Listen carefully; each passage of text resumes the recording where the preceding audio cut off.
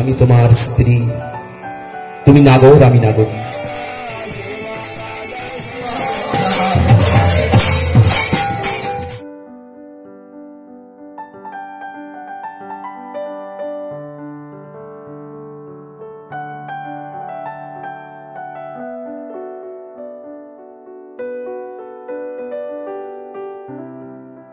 Hello friend, good morning. তো কেমন আছো তোমরা সবাই? আশা করছি তোমরা সবাই খুব ভালো আছো, সুস্থ আছো, আর আমরাও বেশ ভালো আছি। তো আজকে হচ্ছে শনিবার, আর এখন বাজে ঘড়িতে সকাল 6:45। তো এখন থেকে তোমাদেরকে সাথে নিয়ে নতুন একটি ব্লগ শুরু করছি। আই হোপ তোমাদের একটু হলেও ভালো লাগবে।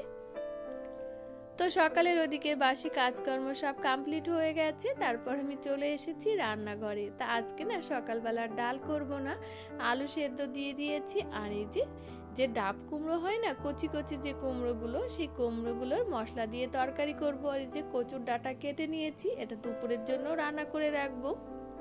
আর সোনা তো কুমড়োর তরকারি খাবে না, আলু সেদ্ধ দিয়েছি, ঘি দিয়ে দেব, ওটা দিয়ে খেয়ে স্কুলে চলে যাবে। আজ থেকে আবার স্কুল খুলেছে ওদের, কটা দিন বন্ধ ছিল ভোটের কারণে।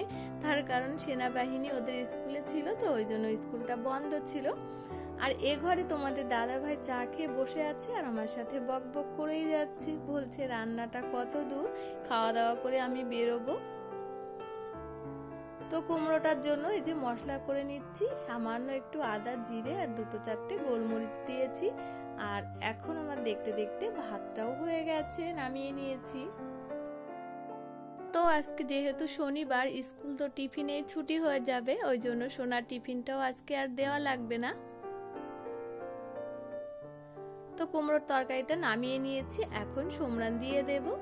আর তোমাদের দাদা ভাই ওদিকে রেডি হয়ে বসে আছে খাওয়ার জন্য।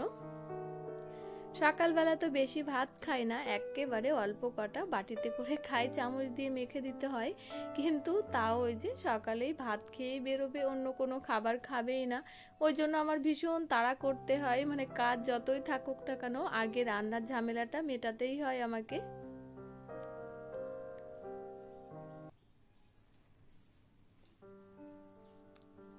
তো সামান্য একটু এই কুমড়োর তরকারির ভিতরে চিনি দিয়ে দিলাম, আর চিনিটা চুরি করেই দিলাম, যদি কেউ দেখতে পায় না তাহলে তরকারিটা আর খাবে না আমাদের বাড়িতে। মানে যে কোনো খাবারে মিষ্টি জিনিস একদম পছন্দ করে না, সবাই বলে ঝাল ঝাল খাবার খাবো। কিন্তু এই যে কুমড়ো পেঁপে বলো, এতে একটু মিষ্টি না দিলে ভালো লাগে। তা যখনই দিই না কেন আমি চুরি করেই দিই। তো গরম মশলাও বেটে নিয়েছি, আর এখন দেখতে দেখতে তরকারিটা আমার হয়ে গেছে, নামিয়ে নেব। তো তরকারিটা নামিয়ে নিয়েছি, এবার তোমাদের দাদা ভাইয়ের খাবারটাও বেড়ে দেব। একেবারে 1 চামচ ভাত খাবে, দেখো একদম অল্প কটা, বাচ্চাদের মতো। তো তোমাদের দাদা ভাইকে খেতে দিয়ে দিয়েছি, অলরেডি উনি বেরিয়ে গেছে। তারপর নিচের ঘরের কাজগুলো করে, জামা কাপড়গুলো কাচা ধোয়া করে আমি চলে এসেছি ছাদে। আর এই এখন 9টার একটু বেশি বেজে গেছে। তো সোনা আবার ওদিকে স্কুলে যাবে, তার জন্য রেডি হচ্ছে। আর আমি ঝটপট করে ভাবছি জামা কাপড়গুলো তাহলে মেলে নিই, তুই তার ওদিকে রেডি হতে থাক। তো ওকে বলে আমি ছাদে চলে এসেছি। আর আজকে না আমাদের এখানে ভোটের আবার রেজাল্ট দেবে, তো সবাই বারণ করছে সোনাকে স্কুলে যেতে, কিন্তু ও শুনছেই না। তো তারপর জামা কাপড়গুলো মেলে আমি চলে এসেছি নিচে, এসে সোনাকে এখন খাইয়ে দিচ্ছে। আর আমি দেখো ওর পিছনে বক বক করেই যাচ্ছি যে এত বড় মেয়ে হয়ে গেছে, সবসময় খাইয়ে দিতে হয়। আর আজকে স্কুলে যেতে হবে না, ভোটের রেজাল্ট বেরোবে, যদি কোথাও মারামারি হয়। কিন্তু ও শুনছেই না, আমার উল্টে দেখো গরম দিচ্ছে আর হাসছে। তো স্কুলে যাওয়ার আগে প্রতিদিনই খাইয়ে দিতে হয়, চুল বেঁধে দিতে হয়, এটা আমার মানে করতেই হয়, যত কাজ থাকুক না কেন ফেলে রেখে। তো খাওয়া হয়ে গেছে, আর এখন চুলটা বেঁধে দিচ্ছি। আর এর মধ্যে বাড়ির সবার খাওয়া হয়ে গেছে, শুধু আমি বাকি আছি। আর আজকে সোনাকে স্কুলে নিয়ে যাবে বাবু। তো বাবু তো সোনার আগেই রেডি হয়ে গেছে, এত বলি টাইমের ভিতরে নিয়ে যাবে, কিন্তু আগে আগে নিয়ে যাচ্ছে।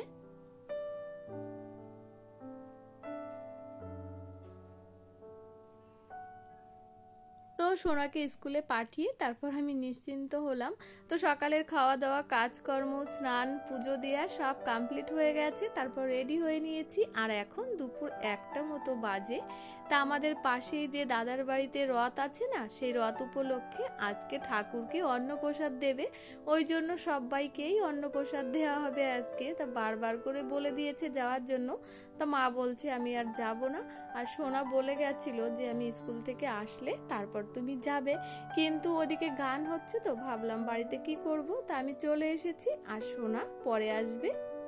ভগবান বলেন আচ্ছা, কেউ যদি বলেন ভগবান তুমি আমার স্বামী, আমি তোমার স্ত্রী, তুমি নাগর আমি নাগরী, ভগবান বলে আচ্ছা। একই প্রকাশ ভগবানের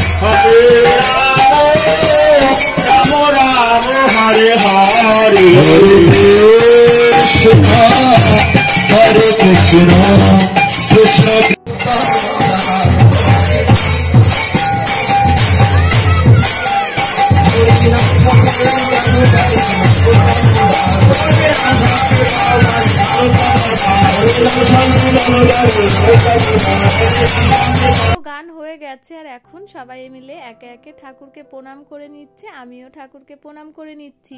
আর এর মধ্যেই সোনা স্কুল থেকে এসে তারপর চলে এসেছে। আর অন্যবার না আরও লোক হয়, প্রচুর লোক হয়, কিন্তু যে পরিমাণে বৃষ্টি শুরু হয়েছিল কিছুক্ষণ আগে, প্রচণ্ড বৃষ্টি হয়েছে, ওই জন্য লোক তত হয়নি, অল্পই হয়েছে, পরে আসবে বৃষ্টি থামলে। তো বাড়ি থেকে আর কেউ আসেনি, শুধু আমি আর সোনা এসেছি। আর মা বলছে আমি যাব না, আমি সবাইকে খেতে দিয়ে দেব, তা তুমি যাও। তারপর দেখো ঘরে চলে এসেছি। আর এই দেখো ঠাকুরকে অন্নভোগ দিয়েছে কত সুন্দর করে সাজিয়ে। তো এখানে এসেও প্রণামটা ছেড়ে নিচ্ছি। আর প্রতি বছরই এভাবেই করে, আর একদিন করে সবাইকে অন্নপ্রসাদ দেয়। তো তারপরে আমরা এই যে খাবার জন্য বসে পড়েছি লাইন দিয়ে, তাও প্রচুর লোক হয়েছে। আর এখনো তো লোক আসছে, আর এখন আর বৃষ্টি পড়ছে না, বৃষ্টি থেমে গেছে। একে একে এবার সবাই আসবে। দেখো অনেক লোক হয়েছে। তারপর দেখো খেতে দিয়ে দিয়েছে। তা খেতে দিয়েছে শুক্তো, কচুর ডাঁটার ঘন্ট, মোচার তরকারি, ডাল, পনিরের তরকারি, চাটনি, পাঁপড়, মিষ্টি, পায়েস, অনেক কিছু খেতে দিয়েছে। তো এখন খাওয়া দাওয়া কমপ্লিট করে নিয়েছি, নিয়ে এখন বাইরের দিকে যাচ্ছি। আর সোনা দেখো 3-4টে বাড়ির পরেই তাও সাইকেল নিয়ে এসেছে, আর এই বৃষ্টিতে সাইকেলটাকেও ভিজিয়েছে। তো এখন কাকিমা, আমি, ঠাকমা, সোনা সবাই মিলে বাইরের দিকে যাচ্ছি। তো এই ভিডিওটি আর বড় করছি না, এখানেই শেষ করছি। তো ভিডিওটি তোমাদের কেমন লাগলো অবশ্যই জানিও। তা আবার ফিরে আসছি নতুন ভিডিওতে, ততক্ষণে সবাইকে টাটা।